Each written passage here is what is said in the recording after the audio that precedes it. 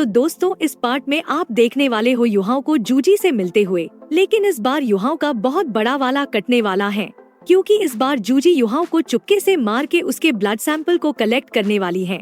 और फिर soul land 2 series के कुछ एपिसोड बाद हमें जूजी और युहाओं का पहला सन भी देखने को मिलेगा। मैं और ज्यादा स्पॉइलर नहीं दूंगा, तो चलिए इस वीडियो को शुरू करते हैं। इस पार्ट की स्टार्टिंग में हमें एक्सट्रीम नॉर्थ में सन मून एम्पायर के टेंट का सीन दिखाया जाता है, जहां युहाओं भी स्पाई करने के लिए आ गया होता है। और वो ये सब देखकर मन में कहता है, तो असल में ये लोग कुछ दिनों से लगातार नॉर्थ की तरफ ही बढ़ रहे थे, क्योंकि ये पहले अपने असली रास्ते यानी दोलिन एम्पायर जाने वाले थे, लेकिन ये सब तो वहाँ जाने की बजाय तो एक्सट्रीम नॉर्थ में आ चुके हैं।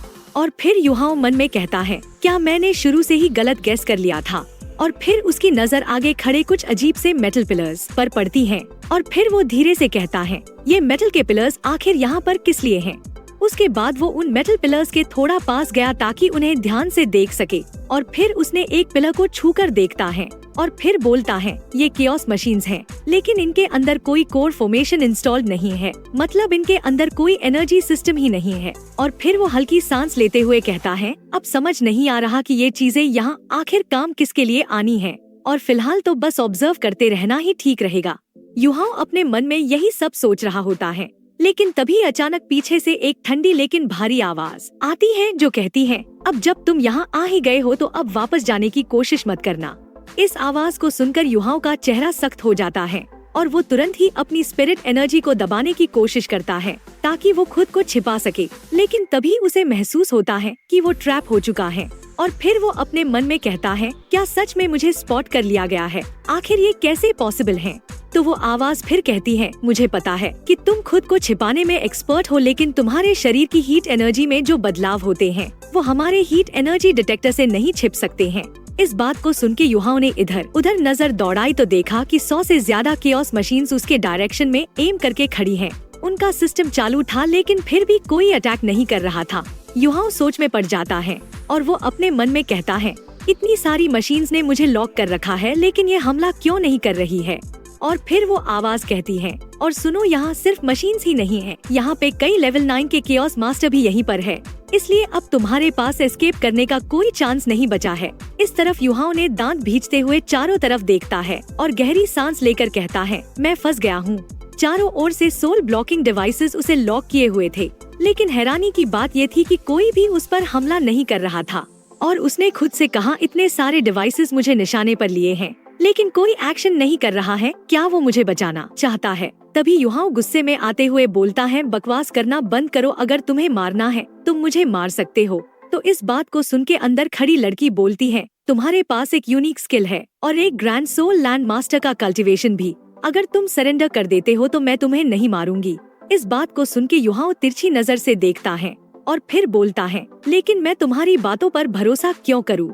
तो जूजी ने धीमे लेकिन सख्त लहजे में जवाब दिया, क्या तुम्हारे पास अभी भरोसा ना करने का भी हक है? तो इस पर युहाओं ने कुछ पल सोचा और फिर हल्की मुस्कान के साथ बोला, ठीक है। जिसके बाद युहाओं अपनी इनविजिबिलिटी को हटा के जूजी के सामने आ जाता है। इस तरफ जूजी ने ध्यान से उसे देखते हुए कहती है, तुम्हारी इनविजिबिलिटी एक सोल स्किल है ना? ये कोई सोल स्टीलर नहीं है। तो इस पर युहाओं कहता है, हाँ बिल्कुल, और ये वो स्किल है जो तुम्हारे सन मून एम्पायर के पास भी नहीं है। तो इस बात को सुन के जूजी थोड़ी देर चुप रहकर कहती है, ठीक है। और फिर वो कहती है, अगर तुम सच में जिंदा रहना चाहते हो तो ये गॉड रिस्ट्रेनिंग ग्लव पहन लो, मैं तुम्हारी जान बख्श दूंगी। तो युहाओं भी इसके लिए कुछ नहीं कहता है और वो उस ग्लव को उठा लेता है, लेकिन तभी जूजी वार्निंग देते हुए कहती है, समय बर्बाद मत करो और कोई चाल चलने की कोशिश भी मत करना। वहीं इस तरफ युहाओं उस ग्लव को पहनने लगता है, लेकिन तभी युहाओं की आईज चमक जाती हैं और वो धीरे से कहता है, जुआनमिंग जी हुआ। असल में ये युहाओं की स्किल होती है, जिसमें युहाओं किसी के भी स्किल को कॉपी कर सकता है। और इस वक्त युहाओं ने जू सांसी के स्किल को कॉपी करके खुद को और जूजी को अपने साथ कहीं टेलीपोर्ट कर देता है। और इस टाइम तक इन दोनों को ही एक दूसरे की आइडेंटिटी के बारे में नहीं पता चला होता है। और जब वहाँ के खड़े हुए सोल्जर्स और जनरल्स देखते हैं कि वो दोनों वहाँ से गायब हो गए हैं, तो वो लोग भी चौंक से जाते हैं और उन्हें भी समझ नहीं आ रहा होता है कि ये अभी अभी क्या हुआ था। वहीं दूसरी तरफ जैसे ही युहाओं और जूजी टेंट के अंदर टेलीपोर्ट होते हैं, तो युहाओं बिना कोई टाइम गवाए जूजी के ऊपर स्पिरिट स्ट्राइक से अटैक कर देता है। वहीं इस अटैक की आवाज को सुनकर बाहर खड़ी जनरल बोलती है कि सभी जल्दी से मार्शल को बचाओ। इस ऑर्डर को सुनके सभी सोल्जर टेंट के अंदर बढ़ने लगते हैं, लेकिन तभी वहाँ पर स्नो गर्ल अपीयर हो जाती है और वो यहाँ आते ही अपनी technique blood dance ice cavalry का यूज कर देती है, जिस वजह से वहाँ पे आइस का टोर्नेडो आ जाता है, जिसने उन सभी सोल्जर्स को रोक दिया होता है और उनमें से कोई भी मार्शल की हेल्प करने के लिए आगे नहीं जा पा रहा होता है। वही हम इस तरफ देखते हैं कि जूजी ने प्रोटेक्शन बैरियर का यूज करके युहाओं के हमले से बच गई होती है, लेकिन हम देखते हैं कि युहाओं फिर से उस पर अटैक करने को बढ़ता है, लेकिन तभी वो जूजी के चेहरे को देख के रुक जाता है और एकदम सरप्राइज लुक के साथ कहता है, जूजी तुम। इस बात को सुन के जूजी गुस्से में कहती है, आखिर तुम कौन हो और मेरा नाम तुम्हें कैसे पता है? लेकिन तभी जूजी युहाओं के चेहरे को एकदम पास से ऑब्जर्व करती है, तो वो भी जान जाती है कि ये हुआ युहाओं है। तभी जूजी एकदम नर्वस होकर बोलती है, युहाओं अब वही करो जो तुम्हें करना चाहिए।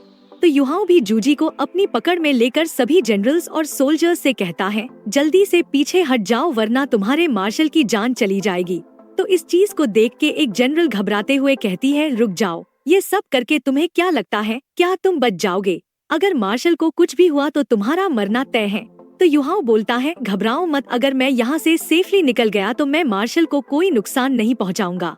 तो इस बात को सुन के वो जनरल बोलती है, तुम भी एक पावरफुल जनरेशन के सोल मास्टर हो, उम्मीद है तुम अपना वादा निभाओगे। जिसके बाद हम युहाओं को देखते हैं जो जूजी को लेके कहीं दूर आ गया होता है और तभी युहाओं एक जगह उतर जाता है। तो जूजी बोलती है, क्या थैंक यू नहीं बोलोगे? तो युहाओं भी इसके लिए जूजी को थैंक यू बोलता है। तो जूजी मुस्कुराते हुए बोलती है, थैंक यू बोलने की जरूरत नहीं है, तो बस मैं तुम्हारा कर्ज चुका रही हूँ उस वक्त का जब तुमने मेरी जान बचाई थी, और वैसे भी मैं तुम्हारी दुश्मन नहीं बनना चाहती। इस बात को सुन के युहाओं ने चुपचाप उसकी ओर देखा। तभी जूजी युहाओं की तरफ आगे बढ़ती है और बोलती है, मैंने तुम्हें पकड़ने की कोशिश इसलिए की थी ताकि तुम मेरे लिए मेरे साथ काम करो। तुम्हारी पावर और मेरी स्ट्रैटेजी मिलकर पूरे कॉन्टिनेंट को जीत सकती है। इस बात को सुन के युहाओं भी सरप्राइज हो जाता है और वो कहता है, क्या सच में? और फिर वो ठहर गया और बोला, मैं तो सोच रहा था कि तुम सिर्फ बदला लेना चाहती हो। तो इस पर जूजी धीरे से कहती है, मैं पहले ये सोचती थी कि अगर मैं स्टार लुओ एम्पायर को खत्म कर दूं तो मैं अपने फादर एंड मदर का बदला ले पाऊंगी और इस जंग को हमेशा के लिए खत्म कर दूंगी। तो इस बात को सुन के युहाओं कुछ पल के लिए तो चुप रहता है और फिर वो शांत आवाज में पूछता है, लेकिन फिर क्या हुआ? तुम्हें आखिर में क्या समझ में आया? तो जूजी गहरी सांस लेते हुए कहती, हाँ, मैंने महसूस किया कि जब तक इस दुनिया में लालच और फायदा मौजूद है तब तक जंग कभी खत्म नहीं होगी। मेरे फादर एंड मदर की मौत सिर्फ स्टार लुओ एम्पायर की वजह से नहीं हुई थी, इसमें और भी कई वजह थी। तो युहाओं ने उसकी आंखों में देखा और बोला, अगर तुम्हें ये सब समझ आ गया है तो अब जो तुम कर रही हो वो क्या है, और क्या तुम खुद और ज्यादा ट्रेजेडीज नहीं फैला रही हो? तो युहाओं की इस बात को सुन के जूजी ने सिर झुका लिया और धीरे से कहती है, शायद तुम सही कह रहे हो, लेकिन अगर मैं ना भी करूँ तो कोई और करेगा। शहर मिटेंगे और नए बनेंगे, लेकिन जंग तो जंग ही रहेगी। जब तक पूरी कंट्रीज यूनाइट नहीं होती है तब तक असली पीस नहीं आ सकती है। और तुमने तो ड्रैगन सिटी के लोगों की हालत देखी है ना, अगर तुम सच में मदद करो तो इस रिजल्ट तक जल्दी पहुंचा जा सकता है। तो युहाओं कहता है कि जंग को पूरी तरह टाला नहीं जा सकता है, लेकिन जूजी अगर तुम अब रुक जाओ तो बहुत सारे मासूम लोग बच सकते हैं। इस बात को सुन के जूजी एक टाइम के लिए शॉक रह जाती है और फिर युहाओं कहता है, और तुम्हारा जो मकसद है उसे पूरा करने के लिए कितने निर्दोषों की कुर्बानी देनी पड़ेगी ये तुम जानती हो ना? तो जूजी सीरियस लुक के साथ कहती है, मकसद को पाने के लिए कुछ कुर्बानियाँ तो देनी ही पड़ती है। जूजी की इस बात को सुन के युहाओं की आंखें गुस्से से भर उठती हैं और वो गुस्से से कहता है, पीस लाने के लिए किसी की कुर्बानी जरूरी नहीं होती है, और जान लो किसी की लाइफ इतनी सस्ती नहीं कि उसे बस तुम्हारे मकसद के लिए दे दिया जाए, नहीं तो तुम में और उन इविल सोल मास्टर्स में क्या फर्क रह जाएगा। तो इस बात को सुन के जूजी ठंडी हंसी के साथ कहती है, तुम्हारे श्रेक में भी कुछ इविल सोल मास्टर्स पैदा हुए थे, तो क्या तुम हम सबको मार दोगे? और फिर जूजी युहाओं के पास आते हुए कहती है, अगर तुमने आज मुझे नहीं मारा तो याद रखना अगली बार जब हम मिलेंगे वो बैटलफील्ड होगा। तो युहाओं ने भी इसके लिए कह दिया, ठीक है।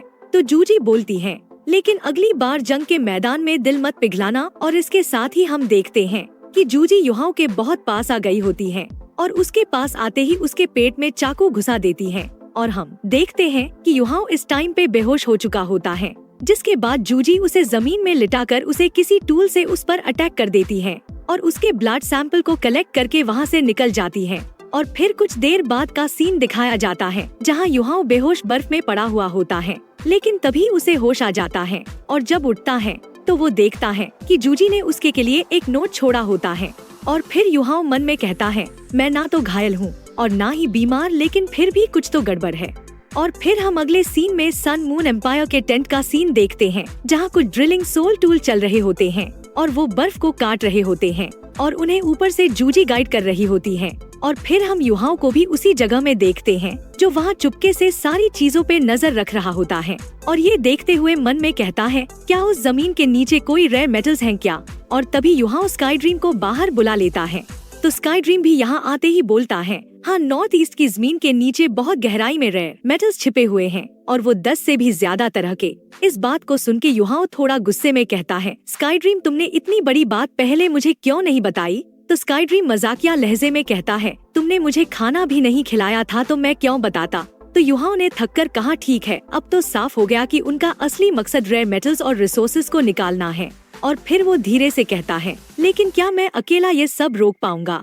और तभी हम आइस एम्परर और स्नो गर्ल को भी युहाओ के अंदर से बाहर आते हुए देखते हैं। और स्नो गर्ल बाहर आते ही बोलती है, तुम अकेले नहीं हो युहाओ, और क्या तुम भूल गए कि हम भी तुम्हारे साथ हैं? और फिर स्नो गर्ल मुस्कुराते हुए कहती है, हम तुम्हारे सोल मास्टर्स जरूर हैं, लेकिन मत भूलो हम नॉर्थ ईस्ट के रक्षक भी हैं। तो युहाओ ने उनकी ओर देखा तो उसके चेहरे पर एक हल्की मुस्कान आ गई।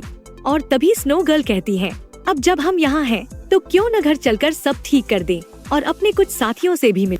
तो दोस्तों, ये एपिसोड तो यही खत्म हो गया, लेकिन इसके अगले एपिसोड में आप देखने वाले हो युहाओ की एक बड़ी बैटल सन मून एम्पायर के अगेंस्ट में। और अगले पार्ट में क्या होगा वो तो आपको कल की वीडियो में ही पता चलेगा, जो कि कल रात 8 बजे आएगी। और तब तक आप अपने साइड से इस वीडियो में 2000 लाइक और कमेंट्स करवा दो। तब तक के लिए बाय बाय, टेक केयर।